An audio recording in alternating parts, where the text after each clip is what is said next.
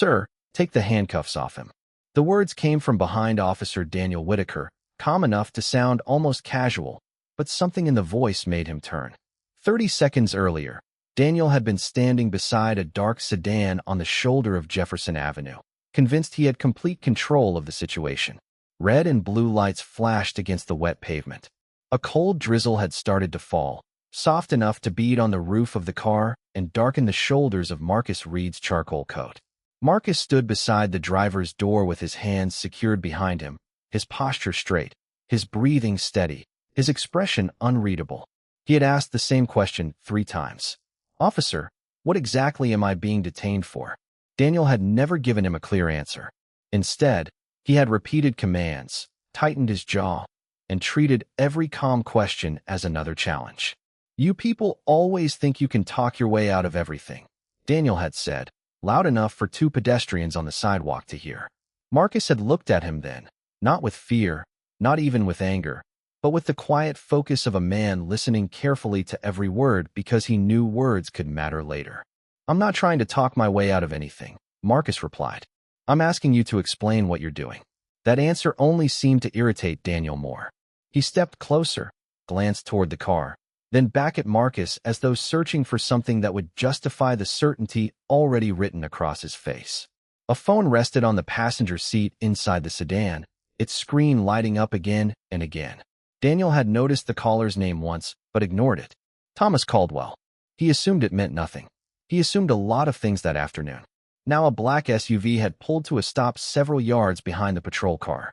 The rear door opened, and a tall man in a navy overcoat stepped onto the shoulder under the gray afternoon sky. Daniel recognized him immediately. Everyone in the city did. Mayor Thomas Caldwell. Daniel's entire posture changed. His shoulders straightened. His voice softened. "Mr. Mayor," he said, suddenly careful, suddenly professional. Caldwell barely looked at him. His attention had already moved past the badge, past the patrol car, past the flashing lights, until it landed on Marcus standing in handcuffs beside his own vehicle. The mayor stopped walking. For one long second, nobody spoke. The drizzle tapped against the pavement. A passing car hissed over the wet road. Somewhere behind Daniel, a police radio crackled with a voice he wasn't listening to. Caldwell's face shifted from surprise to disbelief. "Judge Reed." Daniel blinked.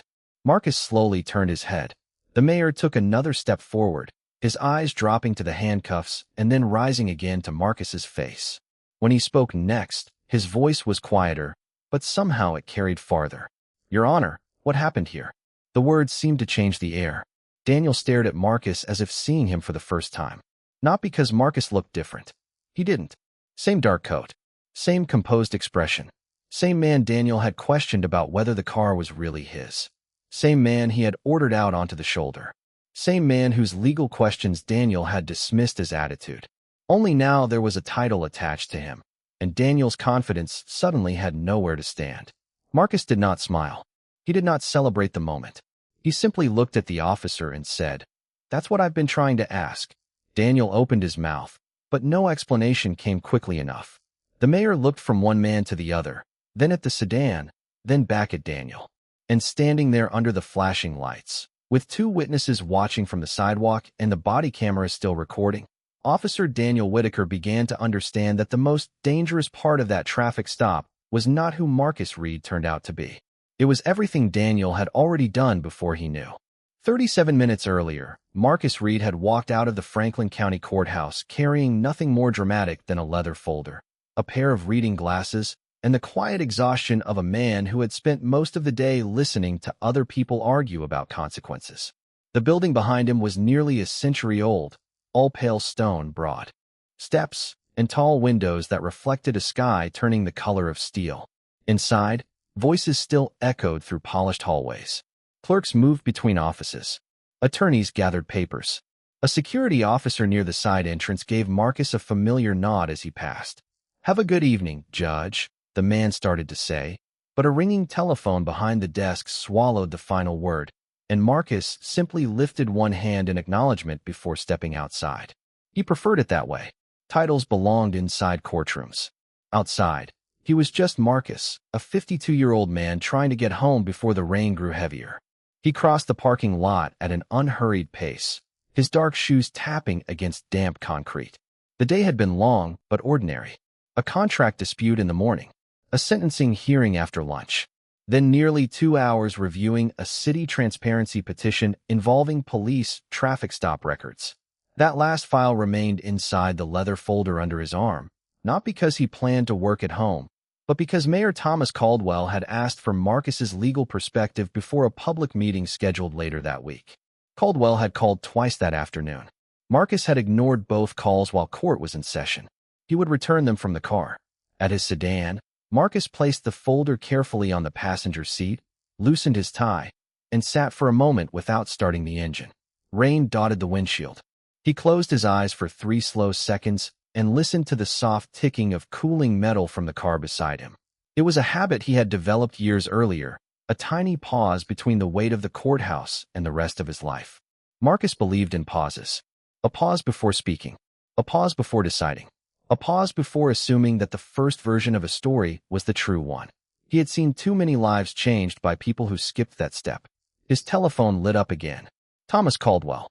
Marcus smiled faintly, connected the call through the car, and pulled out of the parking space. "Thomas, I have not forgotten about you," he said. The mayor laughed. "That is what everyone says right before forgetting about me." Marcus promised to review the final pages that evening, then ended the call as he turned onto Jefferson Avenue. Home was less than 8 miles away. Dinner was waiting. His sister had already sent him 3 messages reminding him not to work through the evening again. For the first few miles, the drive was uneventful. Traffic moved steadily. Storefront lights flickered on beneath the darkening sky. Marcus kept one hand lightly on the wheel and an old jazz station low on the radio. Then, at the intersection near Westbrook Park, a patrol car entered the road behind him. Marcus noticed it only because the headlights stayed in his rearview mirror through 2 turns. He checked his speed. 34 miles per hour in a 35-mile-per-hour zone. He checked his seatbelt, then his mirrors. Everything appeared normal. Still, the patrol car remained there. 1 block. 2 blocks. 3. Marcus felt something familiar settle quietly in his chest. Not fear exactly, but awareness. The kind that made a man review every movement before making it. Then the lights came on. Red. Blue. Red again. Marcus exhaled once, signaled, and guided his sedan onto the shoulder. He placed the transmission in park, lowered the radio, and set both hands where they could easily be seen. In the mirror, a uniformed officer stepped from the patrol car. Marcus watched him approach through the rain and had no idea that within minutes, the simplest drive home would become a test of everything he had spent his career believing about restraint, fairness, and the dangerous distance between suspicion and judgment. Officer Daniel Whitaker approached the sedan with one hand resting near his belt and the other raised slightly against the drizzle, his expression already fixed before he reached the window. Marcus lowered the glass halfway and kept both hands visible on the steering wheel. "Good afternoon, officer," he said. Daniel did not return the greeting. "License and registration." Marcus nodded once. "They are in my wallet and glove compartment. May I reach for them?" Daniel stared at him for a second longer than necessary. Slowly, Marcus moved with deliberate care, first retrieving his wallet, then opening the glove compartment and removing the registration. He handed both documents through the window. Daniel looked at the license, then at Marcus, then back at the license. "Marcus Reed." "That is correct." Daniel glanced toward the interior of the car. His eyes moved over the leather folder on the passenger seat, the reading glasses, the clean dashboard, then returned to Marcus. "This your vehicle?" The question was simple, but the tone made Marcus pause. "Yes." Daniel looked at the registration again. "Registered to you?" "Yes, officer." "Where are you coming from?" Marcus remained calm. "Work." Daniel's eyes narrowed slightly. "Where do you work?" Marcus studied him for a moment. The traffic stop had already begun to feel less like a conversation about driving and more like an examination with no clear subject. "May I ask why you stopped me?" Daniel shifted his weight. "You changed lanes back there without signaling." Marcus remembered the turn near Westbrook Park. He was almost certain he had signaled. Still, he did not argue. "All right." Daniel seemed dissatisfied with the answer. "You seem nervous." Marcus looked down at his own hands, still resting quietly on the wheel. "I do not believe I am acting nervous. I decide what looks suspicious out here," Daniel replied. There it was. Not an explanation. A declaration. Marcus had heard variations of that sentence inside courtrooms for years, usually after something had already gone wrong. He knew what happened when judgment arrived before evidence. He also knew that challenging pride rarely made pride smaller. I understand, Marcus said. Daniel leaned slightly toward the window. Do you have anything in the vehicle I should know about? No. Anything illegal? No. Mind if I take a look? Marcus turned his head just enough to meet Daniel's eyes. I would prefer not to consent to a search. The change was immediate. Daniel's jaw tightened. Why not? Because I do not see a reason for one. People with nothing to hide usually cooperate. Marcus let a quiet second pass. Rain gathered along the edge of the window. Cooperation and consent are not the same thing, officer. Daniel straightened. The words had been polite, but Marcus could see how they landed. Daniel did not hear precision. He heard resistance. He stepped back from the car and looked again at the license in his hand. Stay here. He returned to the patrol vehicle while Marcus remained exactly where he was. Through the rearview mirror, Marcus watched Daniel sit behind the wheel and type into the onboard computer. A full minute passed. Then another. Marcus's telephone lit up on the passenger seat. Thomas Caldwell again. Marcus ignored it.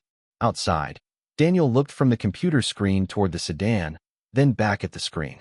Nothing in the records gave him what he seemed to be searching for. The license was valid. The registration matched. No warrants. No warning flags. Everything should have ended there. Instead, Daniel stepped out of the patrol car and walked back through the drizzle with a different look on his face. Not calmer, but more determined.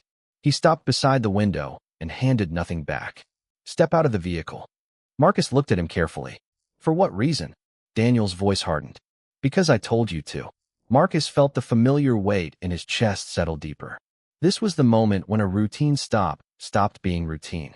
Not because of anything he had done, but because Daniel had begun treating a question as defiance and caution as guilt. Marcus slowly removed his seatbelt. I will comply, he said, but I am still asking why. Daniel stepped back and motioned toward the door. You ask a lot of questions. Marcus opened the door carefully and placed one foot on the wet pavement. Questions are how people understand what is happening. Daniel gave a thin smile. Out here, you might want to learn when to stop asking them. Marcus stood beside the sedan, rain touching the shoulders of his coat, and looked at the officer in silence. For the first time, Daniel mistook that silence for surrender. Marcus stepped fully onto the shoulder and closed the car door with deliberate care. The rain had strengthened just enough to create a silver sheen across Jefferson Avenue, and every passing vehicle sent a soft spray toward the curb. Daniel stood a few feet away, holding Marcus's license and registration as if they were evidence instead of ordinary documents. Face the vehicle, he said. Marcus did not move immediately. Am I under arrest? Daniel's expression tightened. I said face the vehicle. Marcus turned slowly and placed his hands where Daniel could see them. He could feel the cold surface of the sedan beneath his fingertips and hear the quiet rhythm of rain striking the roof. Imagine standing beside your own car, knowing your documents are valid, knowing you have answered every question, yet realizing that each attempt to understand the situation is being treated as another reason to distrust you. Marcus had spent years listening to people describe moments like this in court. A minor stop, a misunderstanding, a conversation that shifted because one person decided the other person's calm was suspicious. Now he was standing inside that very pattern.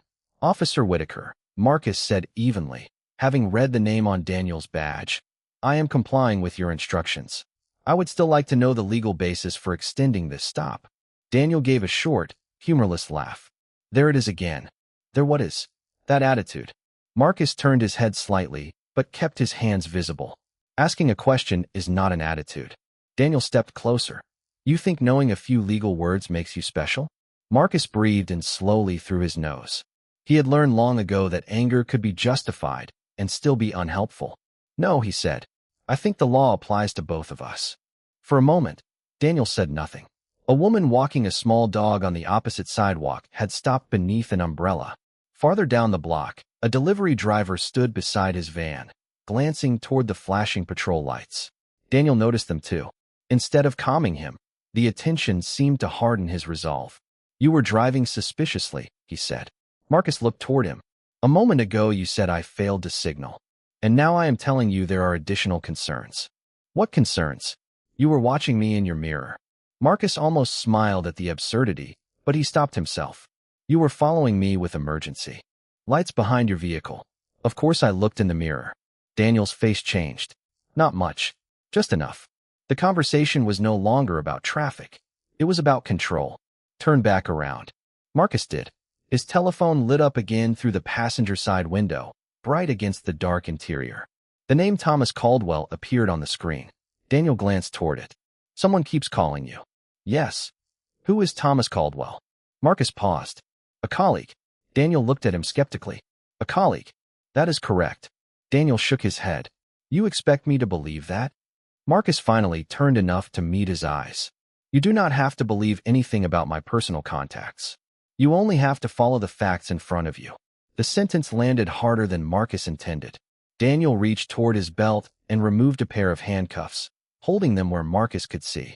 There was no dramatic movement, no shouting, only the metallic sound of the cuffs opening in the rain. Marcus stared at them, then back at Daniel. Are you detaining me now? You are making this difficult. No, Marcus said quietly. I am making you explain it. Daniel's eyes narrowed. Hands behind your back. Marcus stood still for 1 second, not resisting, simply absorbing the meaning of the command. Then he moved his hands behind him. The cuffs closed with 2 small clicks. The sound was almost delicate. That was what made it feel so heavy. Daniel stepped back as if the situation had finally become orderly. Marcus looked at the wet pavement, then at the reflection of red and blue lights trembling across the side of his car. He did not raise his voice. He did not demand recognition. He only asked, once more, what exactly am I being detained for? Daniel answered with a sentence Marcus would remember long after the rain had stopped. People like you always have an excuse. Marcus slowly lifted his eyes. There it was. Not procedure. Not evidence. Something else. Something Daniel had finally allowed to surface. Marcus's voice remained controlled. You may want to think very carefully about what you just said. Daniel gave him a dismissive look. Everybody becomes important after the cuffs go on. Marcus said nothing. Across the street, the woman under the umbrella raised her telephone. Behind them, Daniel's radio crackled with an incoming call he chose not to answer. Inside Marcus's car, Thomas Caldwell called again. And for the first time that afternoon, Marcus understood that the truth would not need his title to defend him. Daniel was creating the record all by himself. The rain kept falling, light but steady, tracing thin lines across the windows of Marcus Reed's sedan, while Officer Daniel Whitaker stood behind him with growing confidence. To Daniel, the handcuffs had settled the argument. The questions had stopped. The man beside the car was controlled. Order, at least in Daniel's mind, had been restored. But Marcus knew something Daniel did not. Silence was not surrender. Sometimes silence was simply the moment when facts began collecting themselves. Daniel reached through the open driver's side door and looked around the interior without touching anything. His eyes moved across the center console, the cup holder, the passenger seat, and finally the leather folder resting beneath Marcus's reading glasses. A gold seal was stamped near the corner. Franklin County Superior Court. Daniel stared at it for half a second, then looked away. He had already decided what kind of man Marcus was, and once a person becomes committed to an assumption, even obvious details can begin looking irrelevant. What is in the folder? Daniel asked. Marcus remained facing the car. Court documents. Daniel glanced at him. Your court documents? Documents I was reviewing. For what? Marcus turned his head slightly. That does not relate to this traffic stop. Daniel exhaled sharply. There you go again. Before Marcus could answer, the police radio came alive from the patrol car. Unit 12, confirm status on Jefferson Avenue. Daniel ignored it. A few seconds later, the dispatcher tried again. Unit 12, please respond. Vehicle registration confirmed. No active warrants associated with the registered owner. Marcus heard every word. So did the woman across the street, holding her telephone beneath the umbrella. Daniel walked toward the patrol car, pressed the radio button, and spoke in a low voice. I am still investigating. The dispatcher answered almost immediately. Copy. Be advised, identification returned valid. Daniel released the button without responding. Marcus closed his eyes briefly. There was something almost surreal about hearing the system itself remove one suspicion after another while the officer kept searching for a reason to continue. The telephone inside the sedan lit up again. Thomas Caldwell. The bright letters reflected faintly against the passenger window. Daniel noticed. This time he walked closer and looked directly at the screen. "Your colleague again," he said. Marcus did not answer the sarcasm. "I would like to take that call." Daniel looked at him. "You can make calls when I am finished. It may be important. Everybody's call is important once they get stopped." Marcus breathed slowly. "Officer Whitaker, I have complied with every instruction you have given me. And yet you keep telling me how to do my job. I have not told you how to do your job. I have asked you to explain why you are doing it." Daniel shook his head and turned away. The telephone stopped ringing. A moment later, it began again.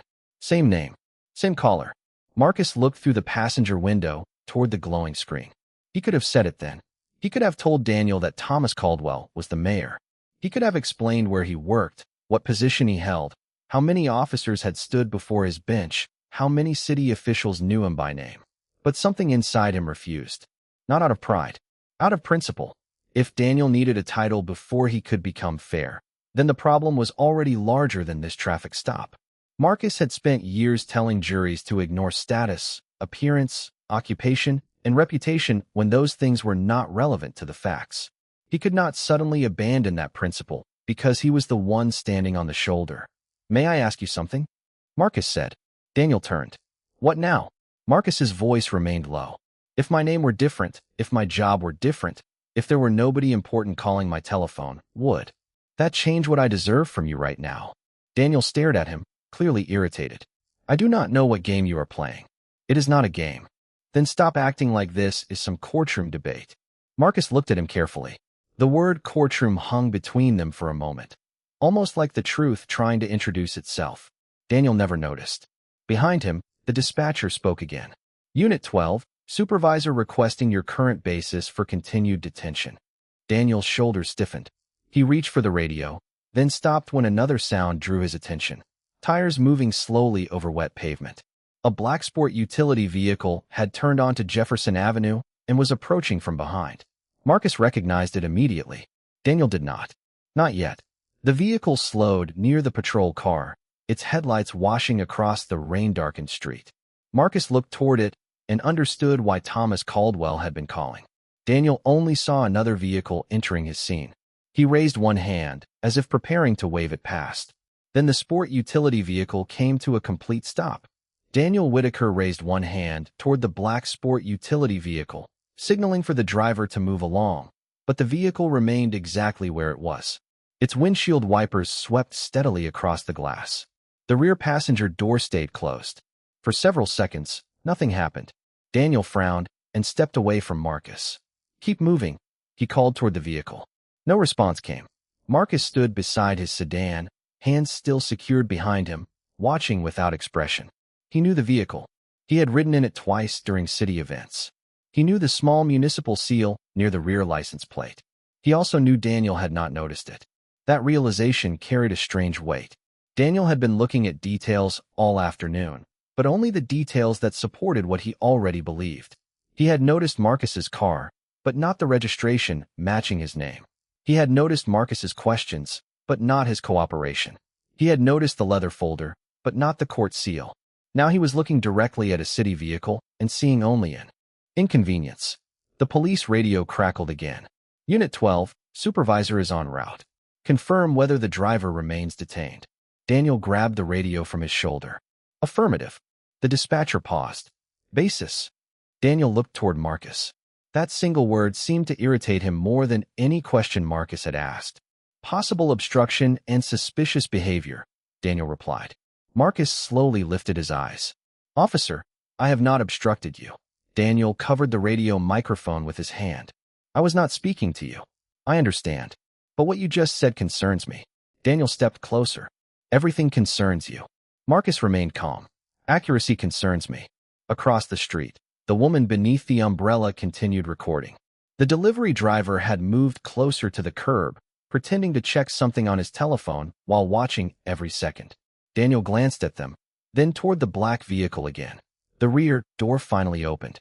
A polished black shoe touched the pavement. Then another. A man in a navy overcoat stepped out beneath the gray sky, closing the door behind him. Daniel's posture changed before his face did. Recognition arrived quickly. Mayor Thomas Caldwell was unmistakable. His photograph appeared on city signs, local news broadcasts, community center walls, and campaign mailers that still seemed to find their way into every mailbox in Franklin County. Daniel straightened immediately. His voice softened. "Mr. Mayor." Caldwell did not answer right away. He looked first at Daniel, then at the patrol car, then toward the sedan pulled onto the shoulder. His eyes moved carefully across the scene. Marcus saw the exact moment Caldwell recognized the vehicle. The mayor's expression shifted. Not dramatically, just enough. He started walking closer. "Officer," Caldwell said, "is there a problem here?"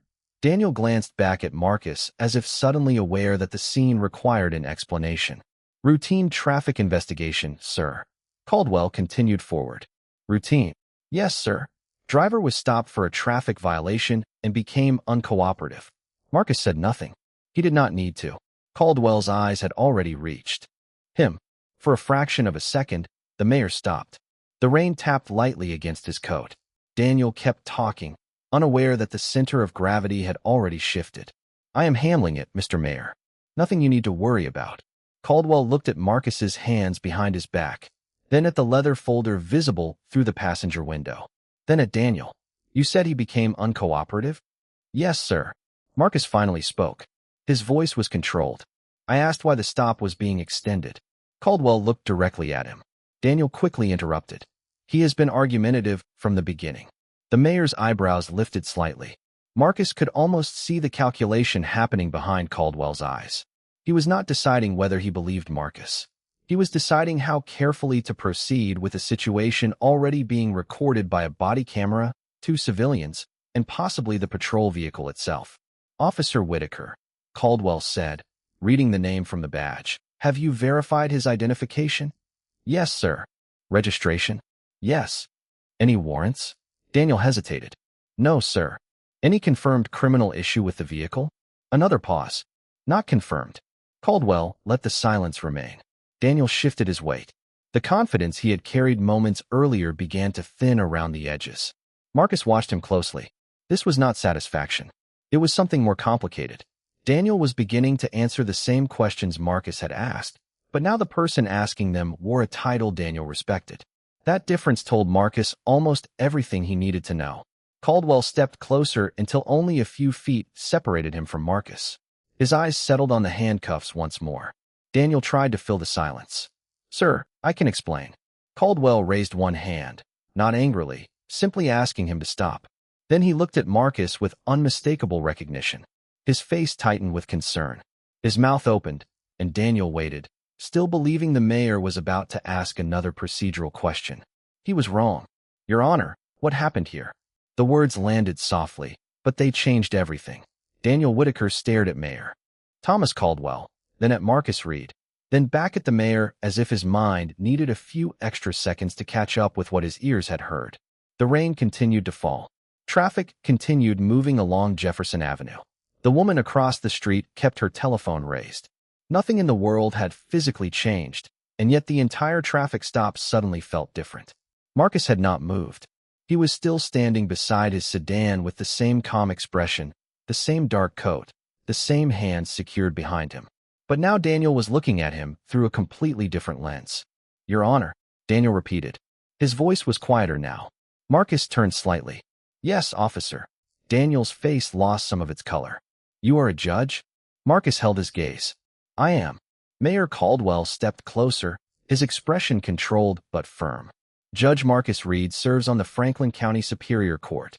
Daniel looked toward the sedan as if the leather folder, the court seal, the unanswered telephone calls, and Marcus's precise questions were suddenly assembling themselves into a picture he should have recognized much earlier. "Sir, I did not know," Daniel said. Marcus answered without raising his voice. "That is the problem." Daniel blinked. Marcus continued. "You did not know who I was, so you decided who I must be." The sentence seemed to quiet even the space around them. Caldwell said nothing. He understood that Marcus did not need rescuing from the conversation. He needed the conversation to remain honest. Daniel reached toward the handcuffs, then stopped. "I was conducting an investigation." "Then explain it," Marcus said. "What fact developed after you confirmed my license, my registration, and the absence of any warrant?" Daniel hesitated. His eyes shifted toward the patrol car. Your behavior raised concerns. Which behavior? Marcus asked, asking why I was being detained, declining consent to a search, keeping my hands visible, following your instructions. Each question was delivered without anger. That made them harder to dismiss. Daniel opened his mouth, but Caldwell spoke first. Officer Whitaker, your dispatcher asked you for the basis of the continued detention. Daniel looked at him. Yes, sir. And Daniel glanced toward Marcus again. I believed further investigation was necessary. Marcus gave a small nod. Belief is not the same as evidence. For years, he had said versions of that sentence from the bench. Now he was standing in the rain saying it with flashing lights behind him. Imagine how quickly respect can appear when a title enters the room. A few minutes earlier, Daniel had called Marcus argumentative. Now every word Daniel used was careful. Every sentence included sir. Marcus noticed the transformation, and it troubled him more than the handcuffs themselves. Officer, he said, before the mayor arrived, you told me that people like me always have an excuse. Daniel's eyes dropped for the first time. Caldwell's expression hardened. Did you say that? Daniel did not answer immediately. The body camera on his uniform continued recording. The woman across the street was still recording too. There was nowhere for the moment to disappear. I may have used poor wording, Daniel finally said. Marcus looked at him steadily. Words reveal assumptions. Assumptions become decisions.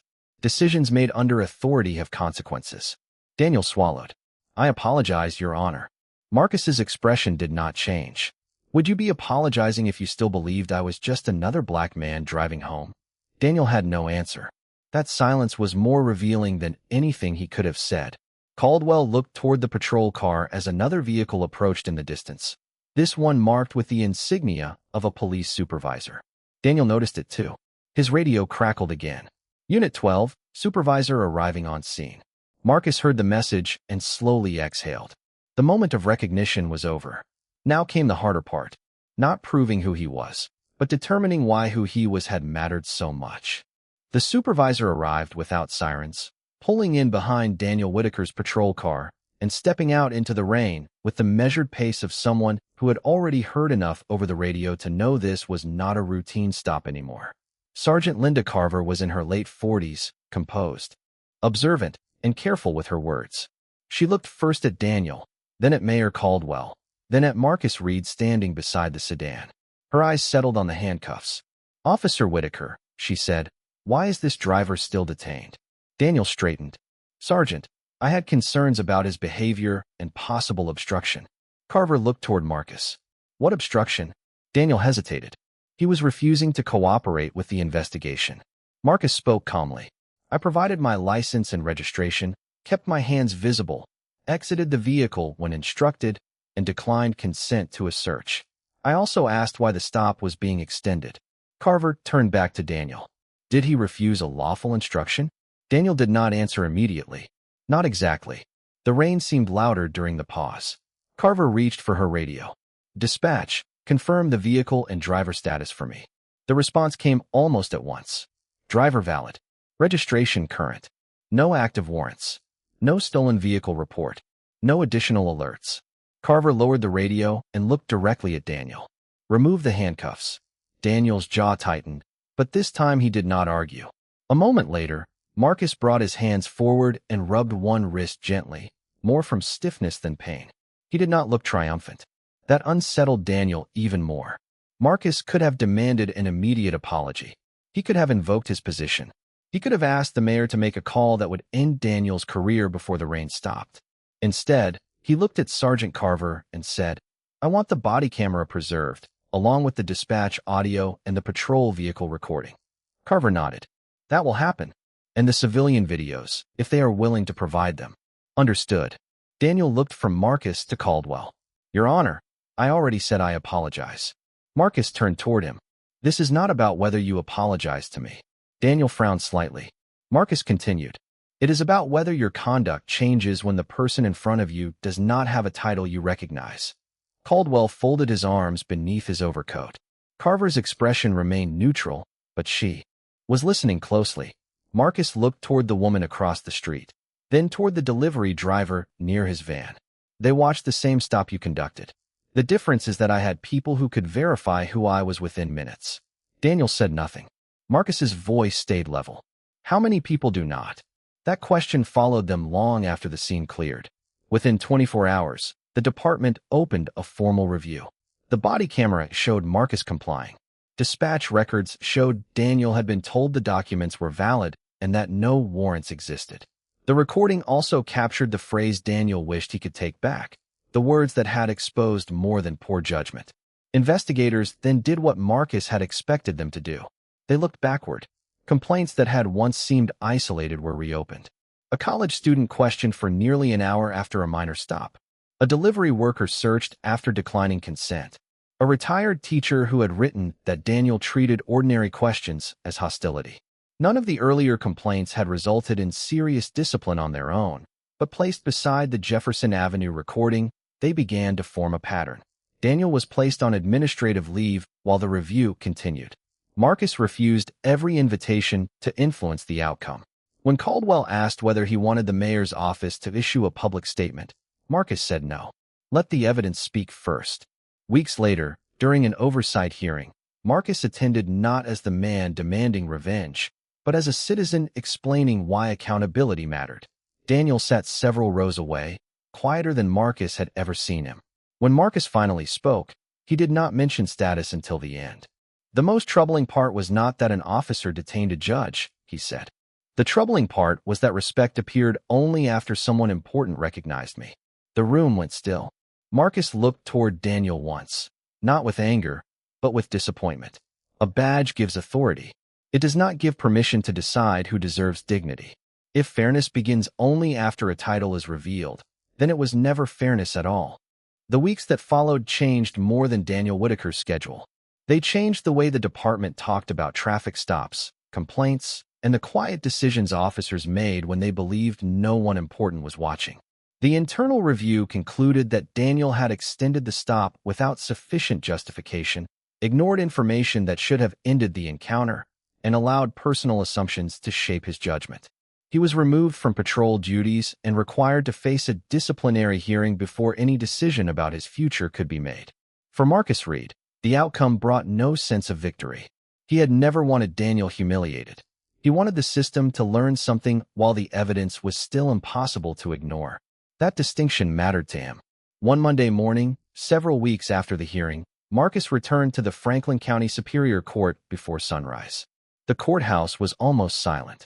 Soft light entered through the tall windows, turning the polished floor pale gold. He walked into his courtroom, placed his leather folder on the bench, and stood there alone for a moment. The room looked exactly as it had before Jefferson Avenue. Same flag, same wooden rail, same seal above the bench, same chair. But Marcus did not feel exactly the same. He remembered the rain, the flashing lights, the sound of his telephone ringing unanswered inside the car. Most of all, he remembered how quickly Daniel's voice had changed when Mayor Caldwell said 2 words. Your Honor. Marcus had heard those words thousands of times during his career. Until that afternoon, they had always sounded ordinary, professional, expected. Now they carried a question he could not forget. Why should respect arrive with a title? Later that morning, Marcus entered the courtroom as the clerk called the session to order. Attorneys rose. Defendants waited. Families sat quietly in the gallery. Marcus looked across the room and saw people from every part of the city, some in expensive suits, some in work uniforms, some holding folders with trembling hands. For years, he had understood fairness as a legal obligation. Now he understood it again as something more personal. Every person standing before authority carried a story that authority did not know yet. A job title might be hidden. A family might be waiting. A lifetime of good choices might not fit into a computer screen. Dignity could not depend on discovering those facts. It had to come first. Across town, Daniel sat before the disciplinary board and listened as the recordings from Jefferson Avenue were reviewed again. There was no shouting in the room, no dramatic confrontation, just timestamps, dispatch logs, body camera audio, prior complaints, and questions he could no longer dismiss. When asked why his manner changed after Mayor Caldwell identified Marcus, Daniel looked down at the table for several seconds. His answer was quiet. Because I realized who he was. One board member leaned forward. And before that, Daniel had no easy response. That silence became the most important answer of the day. The department ultimately suspended him for an extended period, removed him from traffic enforcement pending retraining, and placed him under formal performance review. The consequences were serious, but Marcus never celebrated them. Accountability, to him, was not revenge. It was the chance to interrupt a pattern before someone else paid a higher price for it. Months later, the city adopted new review procedures for prolonged traffic stops and required supervisors to examine repeated complaints for patterns instead of treating each one as an isolated event. Mayor Caldwell publicly credited the reform to evidence, not personalities. Marcus preferred that. One evening, long after the attention had faded, he drove down Jefferson Avenue again. The weather was clear this time. No rain, no flashing lights, just headlights moving through the city and people trying to get home. Marcus passed the place where he had stood beside his sedan and continued driving without slowing down. He thought about Daniel, about the hearing, about every person who had ever been treated differently before anyone learned who they were. Then he remembered the lesson that mattered most. Daniel had believed his greatest mistake was handcuffing a judge. It was not. His real mistake was believing dignity needed a title.